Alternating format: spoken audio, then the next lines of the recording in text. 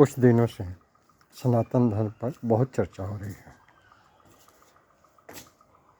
मैं कोई विद्वान नहीं हूँ, धर्मशास्त्री नहीं हूँ, लेकिन इस सनातन धर्म पर दो शब्द मैं बोलना चाहता हूँ। सनातन का मतलब वह सत्य जिसका कोई अंत न हो। सनातन धर्म की बात आती है, ये केवल मेरे ख्याल से केवल हिंदुस्तान के लिए नहीं है, भारत के लिए नहीं है, न इंडिया के लिए, यह पूरे विश्व के लिए है।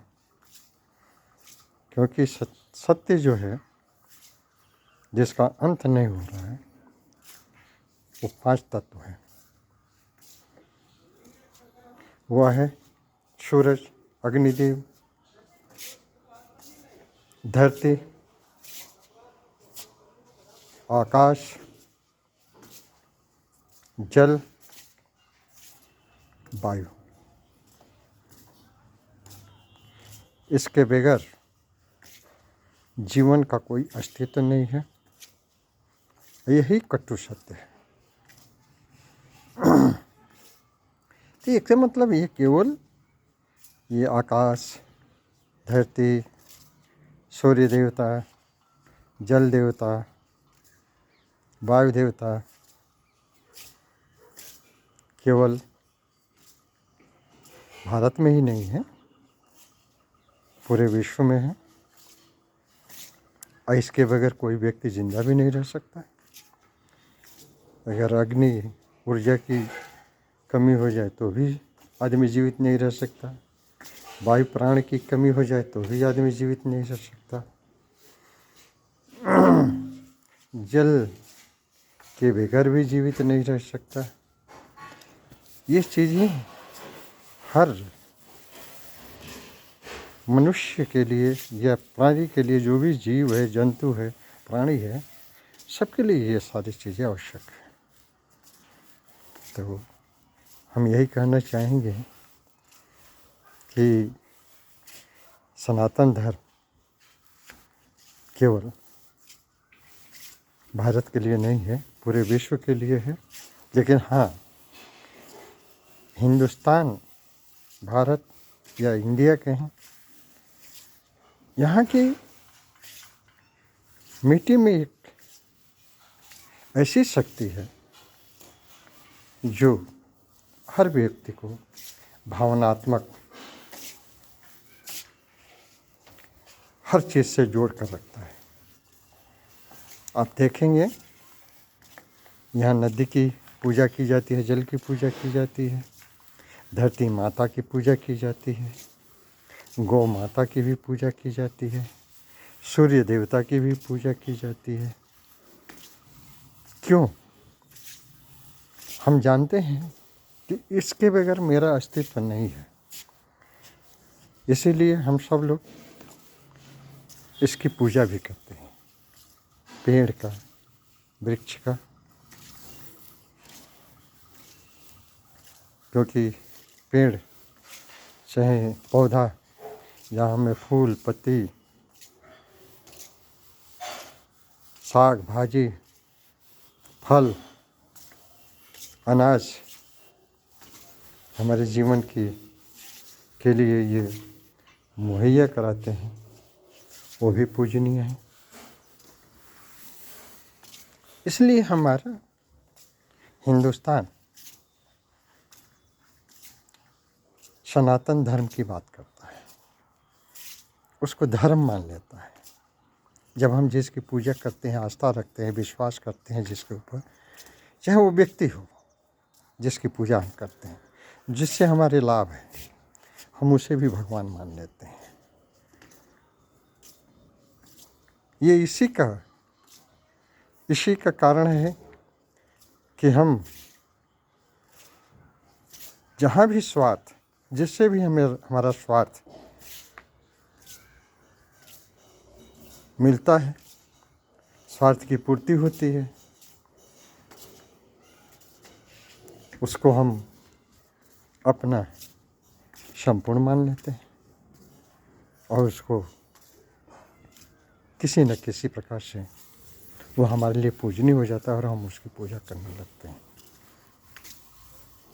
यह बहुत बड़ी आस्था और विश्वास का विषय है। और धर्म जो है आस्था और विश्वास का ही धरोहर है। तो सनातन धर्म की बात खाली ये कहें, मैं इसलिए ये कहना चाहता हूँ कि सनातन धर्म अगर हम कहें ये खाली हिंदुस्तान का धर्म है, सूरज खाली हिंदुस्तान के लिए है, वायु देवता केवल हिंदुस्तान के लिए हैं, आकाश केवल हिंदुस्तान के लिए है, धरती केवल हिंदुस्तान की है, जल केवल हिंदुस्तान के लिए है, तो ये कहीं न कहीं हम दिग्भ्रमित हैं और दूसरे को भी दिग्भ्रमित कर रहे हैं। इसलिए हमें दिग्भ्रमित नहीं होना चाहिए। लेकिन सनातन धर्म हमारे जीने का आधार है, ये नहीं है। जीने का आधार हमारा कर्म है। अगर कर्म हमारे ऊंचे हैं तो हम पूजनीय हैं, कर्म हमारे अगर निम्न स्तर के हैं तो हम दोषी भी हैं और उपेक्षा के पात्र भी हैं। इसीलिए शायद हमारे पूर्वजों ने कहा है कि कर्म ही पूजा है, कर्म ही सब कुछ है। और वेद पुराण में भी कहा गया है कर्मण्येवाधिकारस्ते मा फलेषु कदाचन। इसलिए हम सनातन को धर्म मानते हैं क्योंकि हम सभी की पूजा करते हैं। लेकिन ये आस्था और विश्वास का विषय नहीं है। इसलिए मैं इस कहूँगा, सबसे निवेदन करूँगा कि हमारे लिए हम जो पूजते हैं, जो हमारे लिए पूज्य हैं, वो हमारे लिए धर्म की बात है, हमारे लिए वो बड़े हैं। लेकिन हम जिसको नहीं मानते हैं, जिससे तो वो हमारे लिए पूज्य नहीं है, इसके लिए अब किसी को बाध्य नहीं किया जा सकता है। विदेशों में तो सूरज की पूजा नहीं होती, वायु की पूजा नहीं होती, अग्नि देवता की पूजा नहीं होती, पवन देवता की पूजा नहीं होती, जल की पूजा नहीं होती, वृक्षों की पूजा नहीं होती। तो क्या वो मानव नहीं है, मनुष्य नहीं है? क्या उनको हे दृष्टि से देखना चाहिए? ये भेदभाव नहीं आना चाहिए। यही हमारा कहने का उद्देश्य है। सनातन धर्म पर कहने का यही उद्देश्य है कि हमारे आस्था और विश्वास है, जिसके ऊपर है उसको हम माने, पूजें। कोई बजरंगबली को मानता है, कोई भगवान शंकर को मानता है, कोई दुर्गा को मानता है, कोई काली को मानता है, कोई विष्णु मानता है, कोई बजरंगबली को मानता है। तो इसका मतलब ये नहीं हुआ कि वो हमारे लिए पूज्य नहीं है तो हम उनकी पूजा करते हैं उनकी अवहेलना करें, उनको हे दृष्टि से देखें। सबके लिए अपने अपने आराध्य देव हैं और वो अपने अनुसार उनकी पूजा करता है, मानता है, वो उसके प्रति आस्था और विश्वास रखता है। इसलिए सनातन धर्म पर भी बात करने की आवश्यकता नहीं है कि ये धर्म पूज्य है, सब लोग पूजें, ऐसी बात नहीं है। लेकिन ये पांचों चीज़ें, पांचों तत्व सबके लिए है, उसके बगैर किसी का अस्तित्व भी नहीं है, इसलिए पूजनीय भी है अगर हम माने तो। इसलिए कहा गया है मानो तो देव नहीं तो पत्थर। इसलिए इस पर विवाद नहीं होनी चाहिए। जो मानता है माने, जो नहीं मानता है ना माने, उसकी अपनी इच्छा है, अपनी आस्था है, अपनी विश्वास है। लेकिन हाँ, ये तो सत्य है कि सनातन मतलब वह सत्य जिसका अंत नहीं है। वो सूरज है, धरती है, आकाश है, जल है, वायु है।